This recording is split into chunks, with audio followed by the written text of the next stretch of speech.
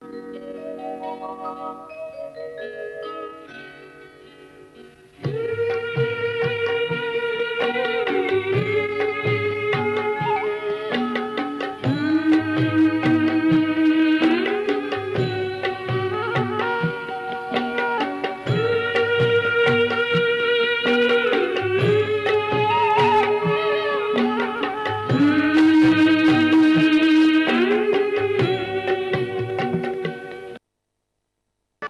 शांति।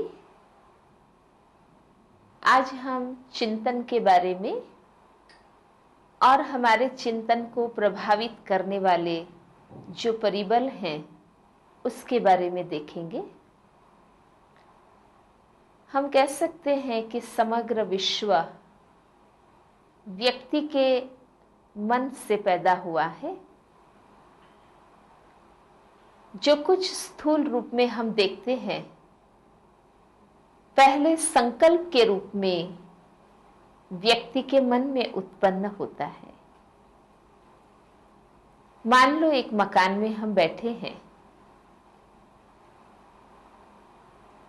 वो मकान आज से कुछ समय पूर्व किसी व्यक्ति के मन में था, फिर कागज पर प्लान के रूप में आया और फिर वो प्रैक्टिकल में मकान का स्वरूप धारण किया।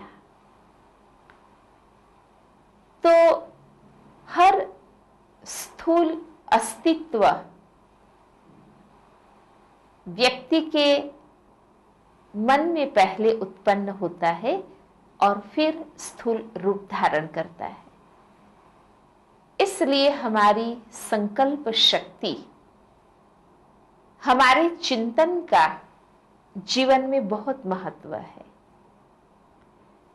चिंतन करना हमारा स्वभाव है। आत्मा एक क्षण भी विचार किए बिगर नहीं रहती है। हमारे मन में कोई न कोई बात पर हमेशा चिंतन चलता ही रहता है। इसलिए हम मन को विचार शून्य नहीं कर सकते हैं। हम सोचे ही नहीं, ये नहीं हो सकता है।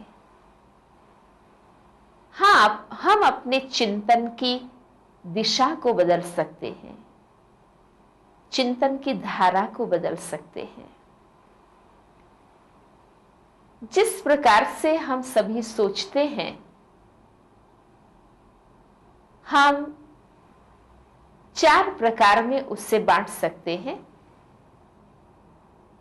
एक है आवश्यक चिंतन, जीवन की जरूरी बातों के लिए सोचना। जिन बातों की हमारे पर जिम्मेवारी है, जिससे हम संबंधित हैं, जिसके लिए सोचना आवश्यक है, उन बातों के चिंतन को हम कहेंगे आवश्यक चिंतन। दूसरा है व्यर्थ चिंतन, जिन बातों के लिए हम जिम्मेवार नहीं हैं, जिससे हमारा कोई संबंध नहीं है, जिन बातों को सोचने का कोई अर्थ नहीं है, ऐसी बातों के लिए सोचना, उसको कहेंगे व्यर्थ चिंतन। तीसरा है नकारात्मक चिंतन, नेगेटिव सोचना, विकारों के वशीभूत, बुराइयों के प्रभाव में जो हम सोचते हैं, उसको नकारात्मक चिंतन कहेंगे। और चौथा है सकारात्मक चिंतन, श्रेष्ठ सोचना, शुभ सोचना, अपने वास्तविक गुण स्वरूप में स्थित होकर सोचना, ये है सकारात्मक चिंतन। अब तक के हमारे जीवन को हम देखें या रोज की दिनचर्या को हम देखें, हम विशेष रूप से कौन सा चिंतन करते हैं? हमें पर चिंतन, व्यर्थ चिंतन, विषयी चिंतन, सांसारिक चिंतन में विशेष रस है। ऐसा चिंतन घंटों भर हम कर लेते हैं, उसमें हमें समय की कोई मर्यादा नहीं रहती है। लेकिन स्वचिंतन के लिए जब कहा जाए तो हम स्वचिंतन का अभ्यास नहीं कर सकते हैं।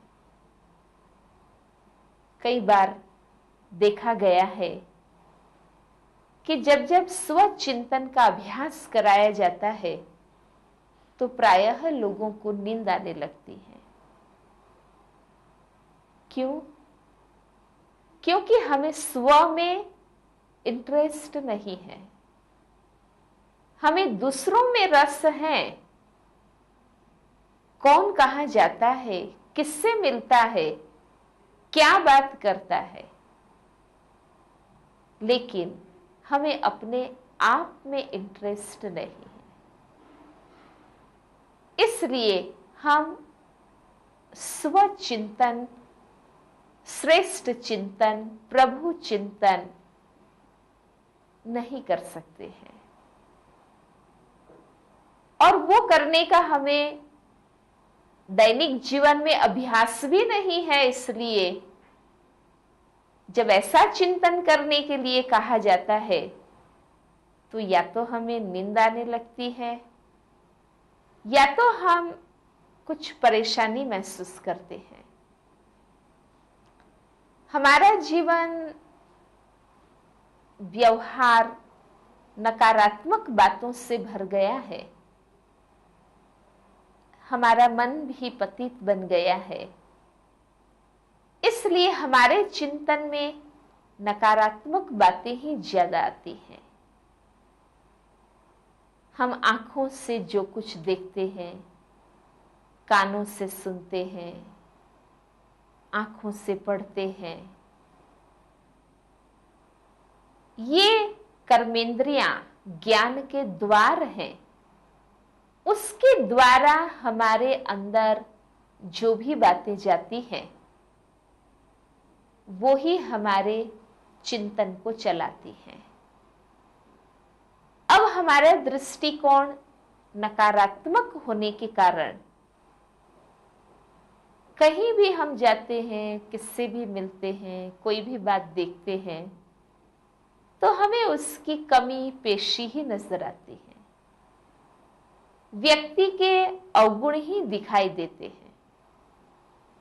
इसलिए हमारे अंदर नकारात्मक चिंतन ही चलता है। इस प्रकार का चिंतन मन को भारी कर देता है, मन को बोझ की महसूसता होती है।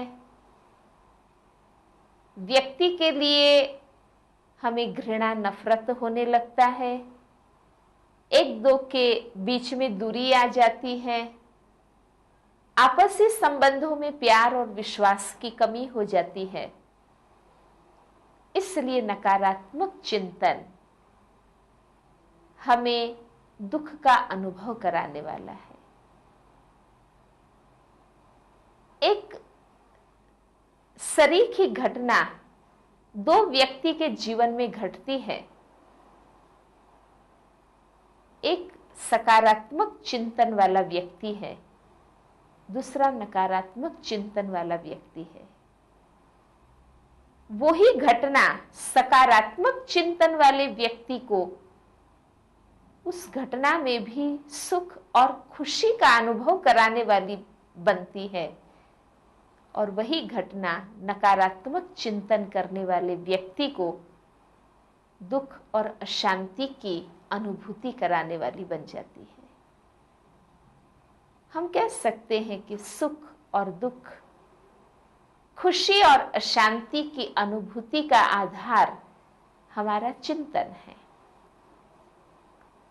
अब हम जीवन की घटनाओं को तो नहीं बदल सकते हैं, लेकिन हम अपने दृष्टिकोण को तो बदल सकते हैं ना। इसलिए सकारात्मक चिंतन हमारा चले, उसके लिए हम 3 बातें बुद्धि में रखें। एक तो स्वयं के बारे में हमारी बुद्धि में ये स्पष्ट रहे कि हमारा अपना वास्तविक स्वरूप, जो हमारा चैतन्य आत्म स्वरूप है, वो शुद्ध स्वरूप है, गुण स्वरूप है। मनुष्य केवल 5 तत्वों का बना हुआ शरीर नहीं है, लेकिन इस शरीर को धारण करने वाली चैतन्य शक्ति आत्मा है, जो अपने वास्तविक स्वरूप में शुद्ध है, गुणों से युक्त है। तो जब हम अपने उस वास्तविक स्वरूप को स्मृति में रखते हैं, तो हमारा चिंतन भी सकारात्मक चलता है। हमारे अंदर कभी भी लघुता ग्रंथि या गुरुता ग्रंथि नहीं आएगी, जिसके फलस्वरूप ना हम कभी डिप्रेशन में चले जाएंगे, ना अहंकार में आ जाएंगे। लेकिन अपने वास्तविक शुद्ध स्वरूप को जानने से हम अपने चिंतन को यथार्थ कर सकेंगे। दूसरा, अन्य व्यक्तियों के बारे में हमारा चिंतन चलता है, तो ये भी हमारी बुद्धि में स्पष्ट रहे कि संसार की हर व्यक्ति में कोई ना कोई गुण और विशेषता अवश्य है। हम व्यक्ति के अवगुणों को देखते हैं, इसलिए हमारा नकारात्मक चिंतन चलता है, और नकारात्मक चिंतन के कारण हमारा उससे स्नेह और उनके प्रति जो सम्मान की भावना है वो कम हो जाती है। परिणाम रूप हमारे आपसी संबंधों में सुसंवादिता नहीं रहती है। तो हम ये ध्यान रखें कि हर व्यक्ति में कोई न कोई विशेषता है, गुण है। अगर उस गुण से हम उस व्यक्ति को देखेंगे, तो हमें हर आत्मा महान अनुभव होगी। और तीसरी बात है कि हम इस संसार में रहते हैं, जहां हर क्षण कोई ना कोई परिस्थिति रूपी लहरें उठती रहती हैं, विभिन्न प्रकार की घटनाएं घटती हैं। लेकिन जब हमें ये याद रहता है कि इस विश्व नाटक के हर दृश्य में कल्याण है, तो कोई भी परिस्थिति या घटना को देखते हुए हमारा नेगेटिव चिंतन नहीं चलेगा, लेकिन हमारी बुद्धि उस घटना से हमें क्या फायदा है, क्या सीखने को मिलता है, आगे के लिए कौन सा सावधानी का लेसन मिलता है, वो देखने में व्यस्त रहेगी। जैसे कोई ट्रेन में हम बैठे हैं, फास्ट गति से ट्रेन जा रही है, दूर से एक नदी दिखाई देती है। देखने में तो ऐसा ही लगता है कि अब भी ये ट्रेन नदी में जाकर गिरेगी, लेकिन जैसे ही उस नदी के समीप पहुंचते हैं तो उस नदी को पार करने के लिए एक सुंदर पुल बना हुआ नजर आता है। इस प्रकार जीवन की हर परिस्थिति ऊपर से देखने में तो कई बार अकल्याणकारी और विचित्र सी लगती है, लेकिन जब हम तटस्थ भाव से परिस्थिति के प्रभाव से अलिप्त रहकर उसको देखते हैं तो हमें महसूस होगा कि उसके पीछे भी जबरदस्त प्राप्ति है, कल्याण है। अगर ये 3 बातें हम जीवन में याद रखते हैं तो स्वयं के प्रति, चाहे अन्य के प्रति, चाहे जीवन में घटने वाली घटनाओं के प्रति हमारा दृष्टिकोण सही बना रहता है और उसके कारण हमारा चिंतन सकारात्मक बनता है। सकारात्मक चिंतन से हमें हर बात में खुशी, सुख, प्राप्ति, आनंद अनुभव होता है। कितनी भी भारी बात हमें सहज और हल्की महसूस होती है। इसलिए हम लक्ष्य रखें कि हम अपने चिंतन की दिशा को नकारात्मक से सकारात्मक बनाएं। अब हमारे चिंतन को प्रभावित करने वाले कई परिबल हैं। इसमें से 1-2 परिबल के बारे में हम देखेंगे। मन सोचने का कार्य करता है और मन को प्रभावित करने वाला है एक तो अन्न। हम कहते भी हैं कि जैसा अन्न वैसा मन। गीता में भी कहा है अन्न शुद्धो सत्व शुद्धि ही।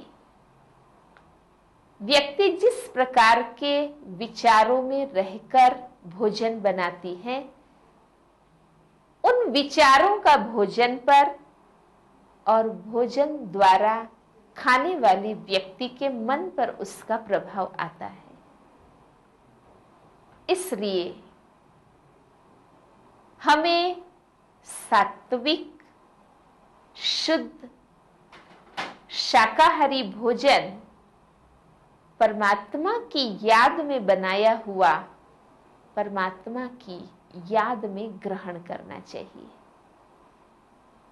बहुत तीखे, तले हुए, तामसिक खुराक हमारी स्वाद वृत्ति को उत्तेजित करते हैं और हमारा चिंतन रस और स्वाद में चला जाता है। लेकिन हमें याद रहे कि हम खाने के लिए नहीं जीते हैं, हमें जीने के लिए खाना है। इसलिए सात्विक, शुद्ध, शाकाहारी भोजन हमें ग्रहण करना है।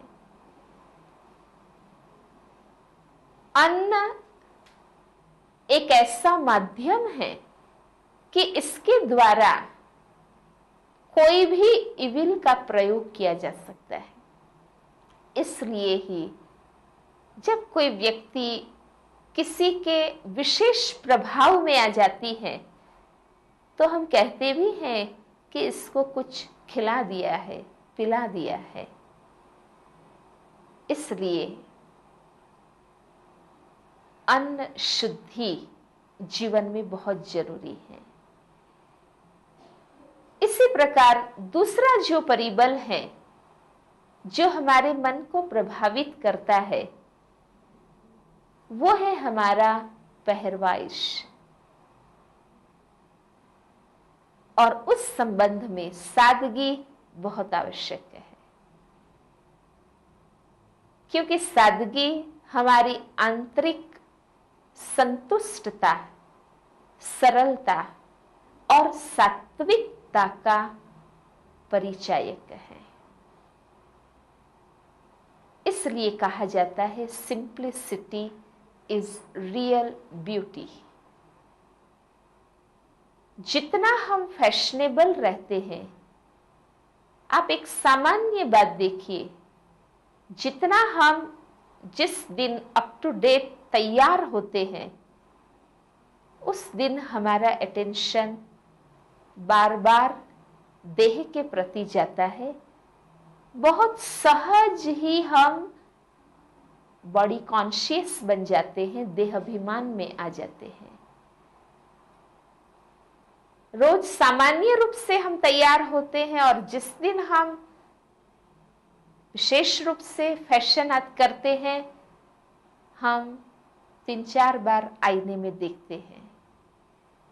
हमारा मन देह के प्रति आकर्षित होता है। इसलिए कहा जाता है कि सिंपल लिविंग और हाई थिंकिंग, हमारा जीवन जीने का ढंग सादा हो, सरल हो, लेकिन हमारा चिंतन श्रेष्ठ हो। क्योंकि हम विश्व के इतिहास में देखते हैं कि जिन्हों का चिंतन, चर्चा और चर्या श्रेष्ठ होती है, वो ही महान गाए जाते हैं। एक छोटा सा उदाहरण देकर मैं बताना चाहूंगी। एक बार विनोबा भावे ट्रेन में ट्रैवल कर रहे थे। उन्हों के कंपार्टमेंट में कुछ बहनें भी बैठी थी। एक स्टेशन पर आकर वो गाड़ी रुकी। उस स्टेशन पर फूलों की मालाएं बहुत अच्छी मिलती थी। बहनों ने फूलों के वो हार खरीदे और अपने बालों में लगाए। ट्रेन आगे चली। थोड़ी देर के बाद विनोबा भावे जी ने पूछा कि आपने जो अपने बालों में हार लगाए हैं, क्या वो आपको दिखाई देते हैं? तो बहनों ने कहा कि नहीं। तो विनोबा भावे जी ने कहा, तो क्या दूसरों को दिखाने के लिए लगाए हैं? कहने का भावार्थ ये है कि हमारा पहरवाइश जितना सादा, मर्यादापूर्ण होगा, उतना ही हमारी जीवन शैली भी सात्विक बनेगी। इस प्रकार हमारे जीवन में सकारात्मक चिंतन, सात्विक आहार और सादगी तीनों का महत्व है। इससे हम अपने जीवन को शांतिपूर्ण, संतुष्ट और श्रेष्ठ बना सकते हैं। ओम शांति। जीवन की चुनौतियों का सामना करना इतना मुश्किल क्यों है? क्या आप अक्सर जीवन के प्रति उदासीन हो जाते हैं? आप अपने मन का उसकी पूरी क्षमताओं के साथ प्रयोग करते हैं? 70% से अधिक रोगों का कारण मानसिक तनाव है। तो आइए अच्छे स्वास्थ्य के लिए राजयोग द्वारा अपने मन को स्वस्थ बनाएं। तनाव मुक्त जीवन का सुख लेने के लिए प्रजापिता ब्रह्मा कुमारी ईश्वरीय विश्वविद्यालय द्वारा सिखाए जाने वाले सहज राजयोग के माध्यम से अपनी मानसिक व आध्यात्मिक शक्तियों को पुनः जागृत कीजिए। किसी भी आयु, धर्म, संस्कृति अथवा राष्ट्रीयता वाले व्यक्ति इसे आसानी से अपना सकते हैं। विविध प्रशिक्षण जैसे स्वप्रशासन एवं नेतृत्व, तनाव मुक्त जीवन, सकारात्मक चिंतन आदि Brahma Kumari academy for a better world Mount Abu में आयोजित किए जाते हैं। अधिक जानकारी हेतु हमारी वेबसाइट bkwsu.com पर जाएं अथवा अपने स्थानीय सेवा केंद्र से संपर्क करें।